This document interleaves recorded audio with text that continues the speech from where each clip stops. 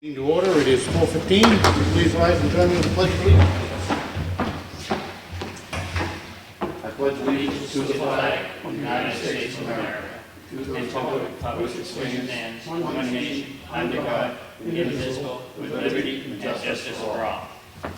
Thank you.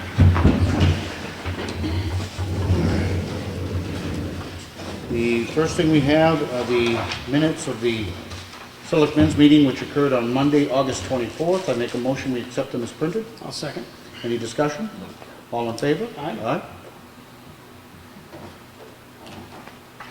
While we're on that subject, if anybody's ever got a copy of them, they are very well done by our town administrator, very comprehensive. They cover, I'm amazed week after week that it covers everything without it being 20 pages long, but everything is covered, I think, quite well. I also have the minutes of the Selectmen's Department Head Meeting and Workshop, which occurred on Monday, August 24th. I make a motion we accept them as printed. Second it. Any discussion? All in favor? Aye. The reason I say that is I can't remember the last time we made an addition or correction to the minutes, and it's because, quite frankly, they're good. Check voucher totals. Payroll for week ending 8/29 was $35,432.96. Accounts payable for week ending 8/22 was $33,865.17, for a total dispersed last week of $69,298.13. I make a motion we sign. Second it. Any discussion? All in favor? Aye.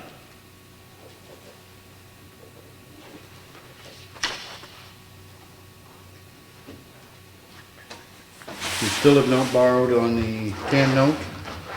And as of this afternoon, we have $843,209 in the bank. So it appears, at the current level, that we will not have to do any borrowing until October.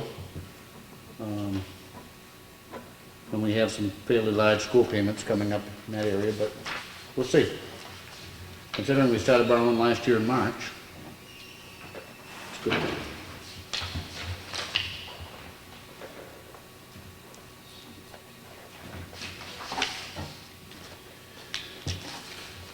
We have this is a fax, and this is kind of a follow-up to what we had been notified earlier in the summer. Janice Spinney had contacted, and she's actually done a temporary event ordinance application. That application has been lost someplace between the rec department, fire department, and the ambulance service anyway.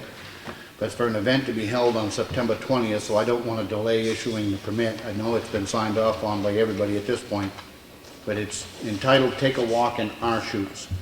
It's an addiction awareness walk. They're countywide. Every town is doing them individually. The one in Ossipee is scheduled to start at 9 o'clock in the morning and will go from the Pine River Boat Launch to Abbott's and Staples and back. And it's my understanding that every town are doing individual legs. There will be an additional program which will be occurring at Schuler Park in Conway. I plan on attending this, and I certainly hope that Ossipee is well represented because it is an immense problem. This is a Take a Walk in Our Shoes walk. If they have a website, it's on Facebook if anybody wants to look it up, but it mainly is just an acknowledgement and an awareness of the really serious addiction problem that we have in this area. Not just this area, these are going on statewide and countrywide, but it's to bring awareness to the addiction issue, and I hope that people will participate. We have a letter that I'll read briefly, the one that we knew were coming. This is from Ken Robuchon, the county administrator. Basically, I'll read it. It says, as you probably have heard, the Carroll County Commissioners are requesting a $2.6 million supplemental budget from the Carroll County delegation. The county delegation will hear this request on September 9th, 2015 at 10 o'clock a.m. The hearing is to be held at the Mountain View Community Nursing Home at the Carroll County Complex. In previous years, the county tax rate has been kept artificially low. This supplemental budget request does not increase spending that was previously approved by the commissioners and the delegation. The supplemental budget corrects overestimates in revenue that were made when estimating the county cash flow and cash reserves. Currently, we are in the midst of previous years being independently audited and are committed to always having an independent audit that will not only certify the accuracy of all financial reports, but will also provide an independent annual review of internal accounting controls. Department of Revenue Administration is currently reviewing the county finances in order to establish the confidence level that they need in order to be able to responsibly set the county tax rate. As a part of this review, they have also suggested changes in financial management and accounting protocols that reflect the best practices used by other municipalities. In recognition of this county financial difficulties, department has found ways to reduce their 2015 expenses, even after some departments having previously seen significant reductions during the budgeting process. In the past, the responsibility for financial management was divided up amongst the county commissioners, the county treasurer, the county convention, and the county business office manager, but no single party was held responsible. Since my hiring last month as the first county administrator, I will be that responsible party. I have fiscal oversight and I will have fiscal oversight of the budget and will hold all department heads accountable for properly managing the county budget. I'm currently searching for a new director of finance which will assist me in properly managing those budgets. Our mistakes have kept requests for appropriations in the past years inappropriately low. The result has been lower taxes for county taxpayers over the past few years, and this in Carroll County, which already has the lowest county tax rate in the state. Our mistakes have created problems, but these are not a result of over expenditures. We have corrected our procedural mistakes, and we now ask the delegation to approve the supplemental appropriation of $2.6 million in order to close the door on a troubled past and open one to a better future. I ask that if you have any questions or concerns about this appropriation request, that you contact me at the Carroll County Commissioner's Office to discuss your concerns. I hope soon to come to a selectmen's meeting, which you did here last week, and introduce himself and answer questions that you may have about Carroll County and its operations. We have a memo to the Board of Selectmen from Brad Harriman, reference to road striping, contacted 3 companies to ask them to provide quotes for double yellow line striping on town roads. 1 company didn't respond. Below are the quotes it did receive. Industrial Traffic Lines Incorporated, 7.5 cents per linear foot, and Sir Lines a Lot is 11 cents per linear foot. Brad's recommendation is to award the striping contract to Industrial Traffic Lines for this year, which is the 7.5%.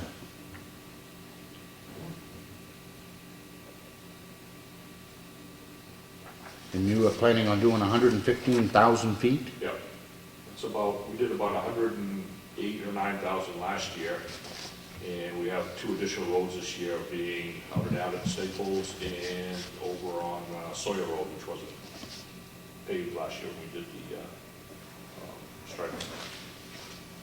Okay.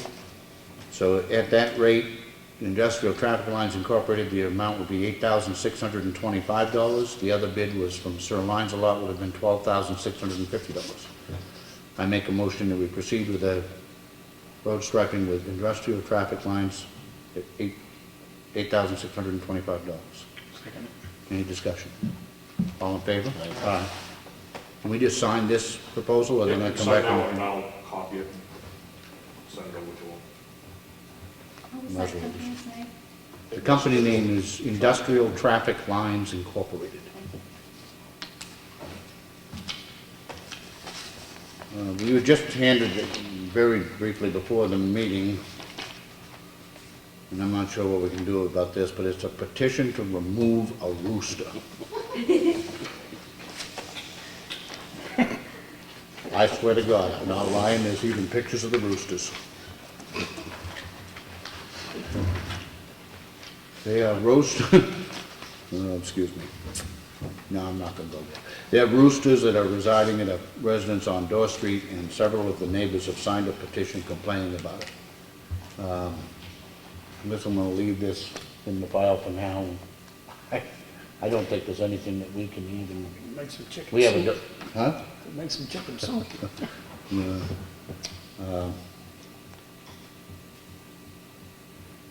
I just don't know what we will do with a petition to remove a rooster, but it's here, and we'll look into it.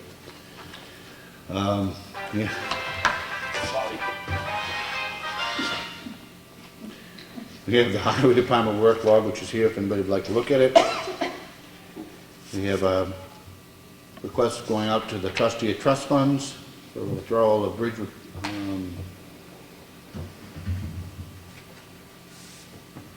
from the Bridge Replacement and a Repair Expendable Trust, and it's for $21,430.70 for reimbursement for bridge replacement engineering for the Mitchie Corporation. Now, which bridge is this, Brad?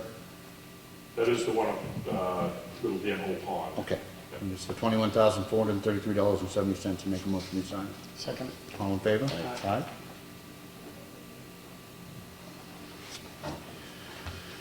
We have a letter from FEMA, which is very long and in many cases doesn't say a whole lot, but the pertinent part of it, we had updated our hazard mitigation plan, and this is from FEMA saying, thank you for the opportunity to review the Town of Ossepee's hazard mitigation plan update. He has evaluated the plan for compliance with 44 CFR Part 201. The plan satisfactorily meets all of the mandatory requirements set forth in the regulations. And this is a requirement to apply for many grants, but it's here if anybody would like to look at it. We have a notice of decision denied. Hereby notified that the appeal of JFC Trust for 25 Pork Hill Road, tax map 139, lot 14 for a variance was denied. It's given to us as the Board of Selectmen possess a right to appeal. I don't think it requires any action on our part. We have a notice of planning board approval from Royce & Prescott LLC. It's for the expansion of an existing business, the Napa business up in West Ossipee, and they have received conditional approval for their site plan review.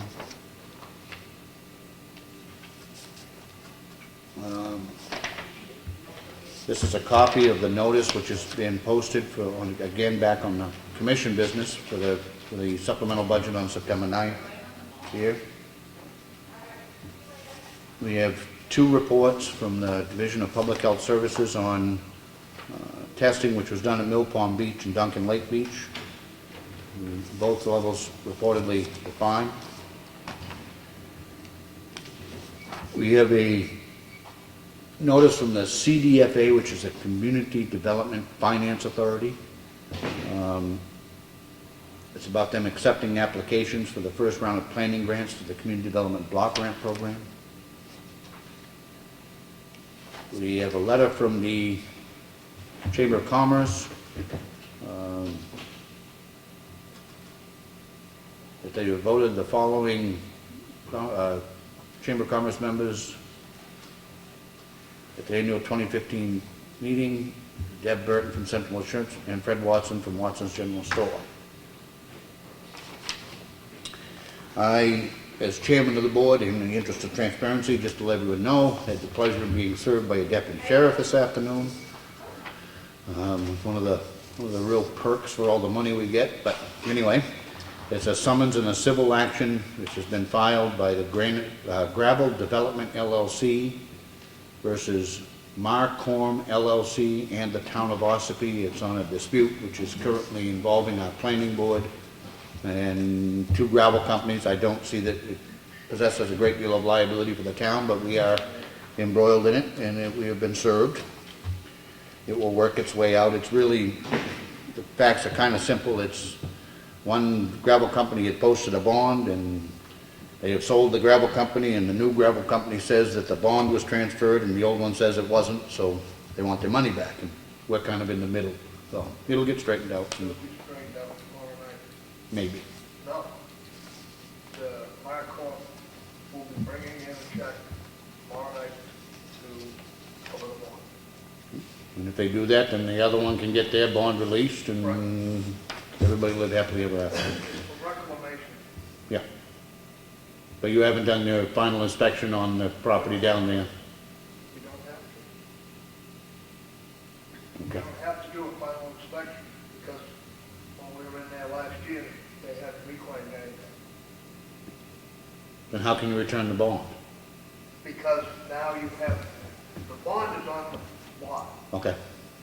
So when Marcorp brings in their $32,000 check, that will replace the $32,000 Okay. check, which is, so, Yeah. Well, hopefully that happens, and it'll be the shortest lawsuit that we've ever had. We have a notice from the, it's just from the executive council, and we get it quarterly, I think. Shows all the different things that they have voted on and may or may not affect us.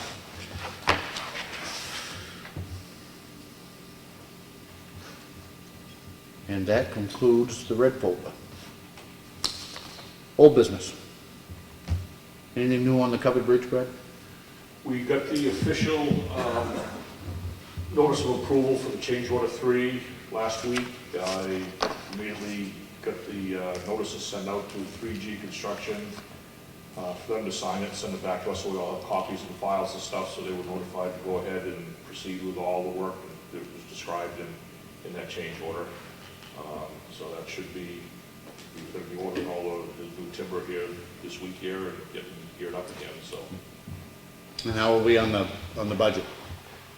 Connie talked to me Thursday, Friday gave me the numbers and stuff, so I'm going to sit down and look at what we've expended at this point and, you know, see what's left in the contract, add this new piece onto it with our 20%. I think we're going to be fine, I really do. I think it's all going to come into what we have there right now, appropriated, so, but I'll confirm that and I can have the actual number here next week for you. Okay. Does that cover putting the bridge back on? No, that's well, that'd be in the phase 3. Yeah, but it's already financed, the Yeah. town part's already financed, so we won't be looking for any more monies at all for any of that, so. And the library repairs? Library repairs, last week, when I talked to Jay, he was gonna come in at the end of last week, beginning of this week, to finish up that copper work. He didn't show up there last week, so I was gonna get him through tomorrow. If I didn't see him, I'd go rattle his cage again Okay. and get him down here. Tree removal. Your tree's gone?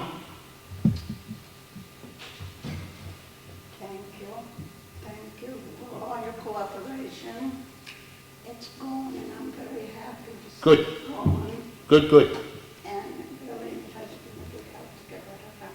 Good. And I don't think, I've never been exposed to this before, but Mr. Libby, he's got to be on top of the business. That tree, when it came down, and they're working practically in the road, Mm-hmm.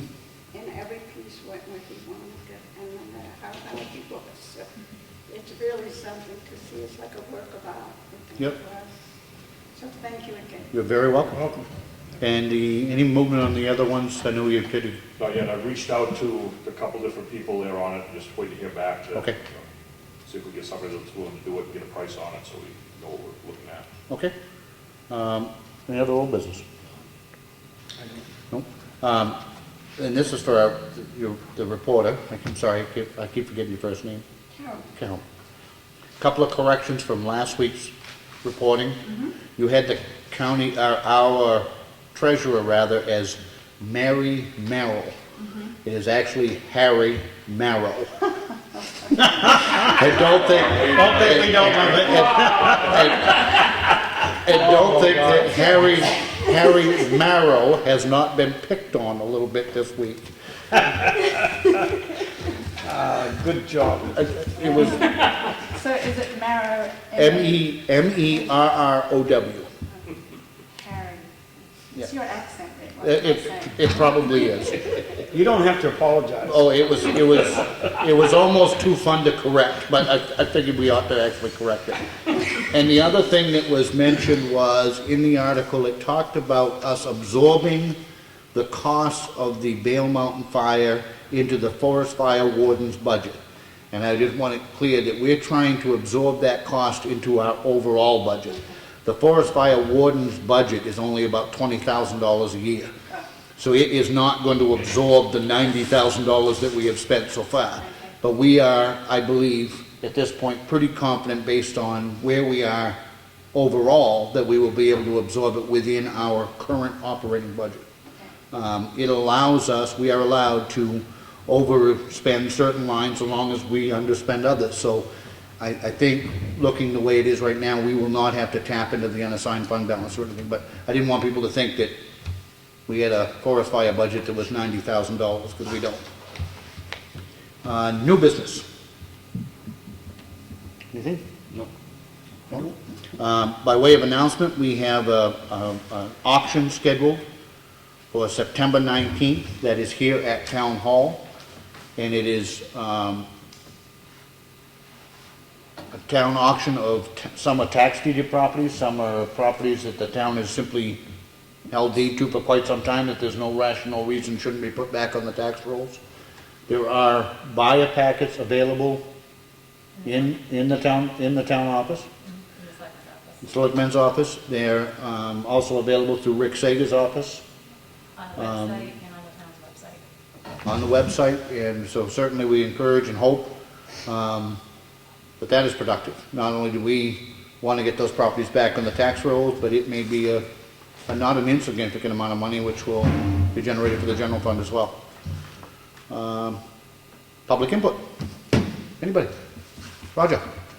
I was notified about a half hour ago at 101 Thurley Road that the selectmen sent over a person from the front office to remeasure my mobile home. Okay. That was approved by Dave from the front office 5 years ago. Correct. And I want to know why somebody's coming out again. We are doing a town-wide reassessment right now of all properties. They're of all properties. I thought it was a person who owns the property across from me was saying that it was there illegally. They have not liked it to be there ever since I bought the property and put the mobile home there. But it was voted on. No, and nobody has voted on by suggested. the selectmen to Nobody has suggested that it wasn't. I will tell you, in the interest of honesty, that woman continues to complain, which is her right. We are reviewing not only that complaint that she's made, but several others, and we're trying to formulate back to her a factual response. One of the questions that did come up was the size of your mobile home. 440 square feet per day. He measured it. Okay. I watched him do it.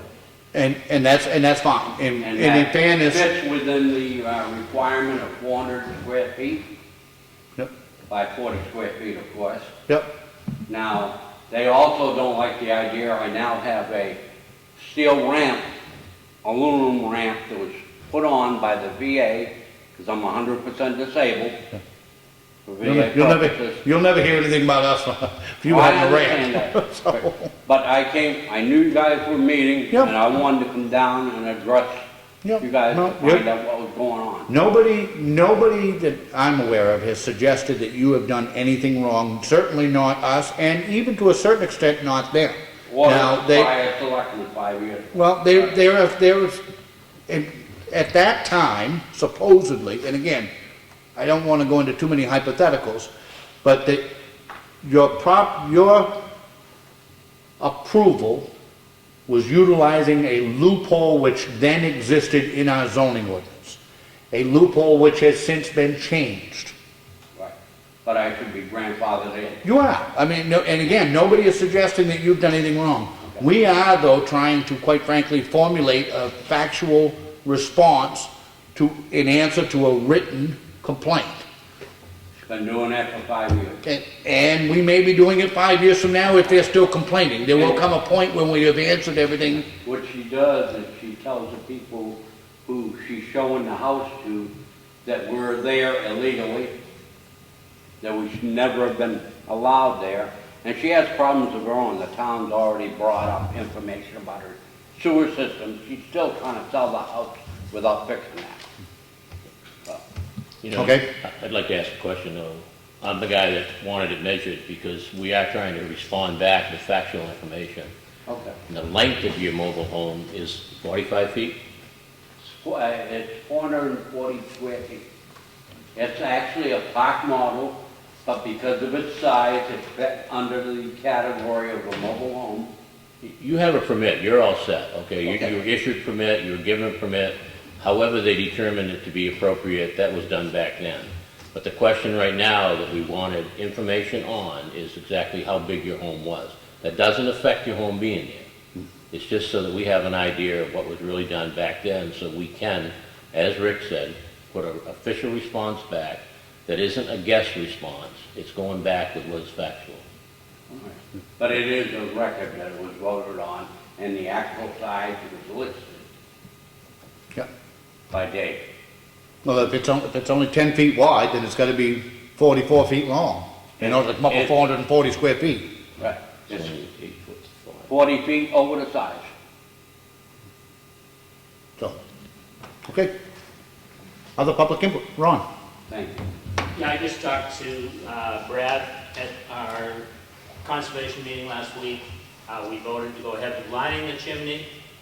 At that time, Ralph Buchanan brought up, wanted to know how old the furnace was.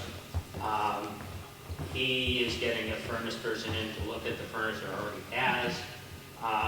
For the September 9th meeting, we'll have a cost of replacing the furnace. So whether it makes more sense to put in a second chimney or to replace the furnace, which could be direct vented outside for the power vent, and wouldn't have to use a chimney. Sure. So that's where we stand on that. Okay. It's going ahead. I'm still waiting for the electrician's estimate on bringing the electrical up to code. And the other thing was that we were hoping to meet with the selectmen sometime in terms of the lease, that the fish that they're starting right now will be there beyond 2019. So they're concerned that they're investing money in the business and that they want to make sure that the lease is going on beyond that. And I'm all good with meeting with you. I mean, you heard my concerns the last time.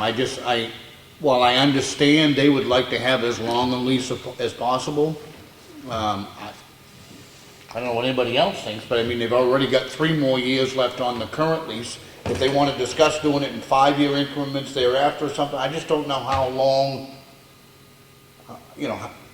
how long is too long or how long is too short on a lease. Well, when you're talking about the fish that they're starting right now, still being there in 2019, so they are starting to raise fish that are going to be there when the lease runs out. So they're looking for, an No, add-on. I know, but playing that out, I mean, let's just say that, never mind just us, it could be by their choice, that they decide in 2019 to leave, they can still sell those fish, you know what I mean, they can get rid of the Oh, fish. yeah. I'm just saying, and I'm not saying that it isn't, but I would really be interested in the discussion as to why they need, what they need for, I know we talked about them doing a solar grant and potentially needing more time, I get that. Right. But I just don't know, Well, the present lease is renewable every 3 years. yep, It was for, I don't remember exactly, wouldn't have been 20 years because that wouldn't work in 3-year increments. Yeah. But it was up for review, I believe, 4 times, so it would have been like 12, 15 years. Yep. With 3-year renewal date. so, we could certainly schedule a meeting, a joint meeting with the Conservation Commission, just let us know when you'd like that to occur. Okay, And we'll discuss it. whenever you want to schedule it. Okay? You want us to come to one of your meetings, or you want them to come and meet with us? I don't care either way. Might be better for us to go to this. We'll discuss and we'll get back to you and come up with Okay. the time. Good. Maybe we can, kill a couple of birds with one stone and do that, use that as an opportunity to talk about your budget and those types of things. Right. And try to get as much value out of the meeting as possible. Sounds Good, good, excellent. Other public input? Anybody? Yes, ma'am. The budget commission meeting that's posted on your website, Mhm. was that a change of date or venue, or it's just a regular? No, it's a regular scheduled meeting, which is Wednesday night, at 7? 7 o'clock. There is not, I'll be there because I'm the selectman's rep. It's like anything, the preliminary meetings are more organizational. The last meeting, they elected the chairman and vice chairman. There's not a whole lot for them to do until we get in a little bit farther into the budget process, and once we start reviewing and approving budgets and then kicking them over to them for review. So I don't expect it to be a long or an in-depth meeting this week, but Do they usually post an agenda prior to the meeting? Yeah, it's usually just a meeting notice. Yeah. If they're going to be talking about something specific, we might put it in the meeting notice, but Yeah. for the most part, it's either budget review or electing the officers. Anything that the public might want to know in order to attend? These preliminary meetings are really organizational more than anything. They're not getting into the meat and potatoes of reviewing actual budgets. I mean, I'll do things like I will update them tomorrow night on the fact that we haven't borrowed and, other general financial things, but there's nothing past that I'm familiar that they haven't. We might get them to set the schedule for when they want to meet with the particular department heads or outside agencies. We try to schedule those out so they're a week or so after the selectmen have a chance to review them. And they generally also assign individual members of the budget committee that will go out and meet with the individual departments. So they'll have a budget committee rep, we'll go down and see Brad, they'll have another one, who'll go to the police department so that they can report back to the committee. When does that start? Typically?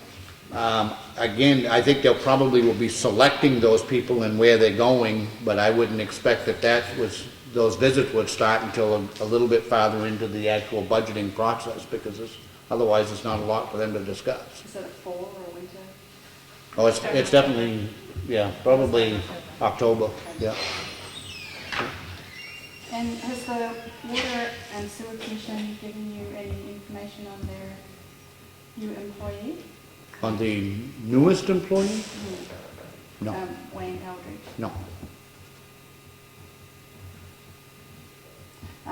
I've called a couple of times to organise a meeting and just do a little story on their new event. I have not had my call returned, so Okay, I'll follow it up.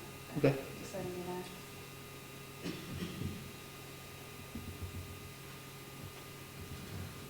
Anything else?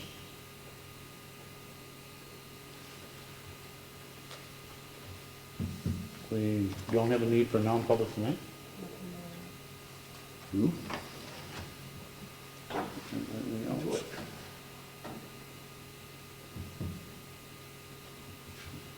I don't have anything else. Anybody have anything? Bob? Nope.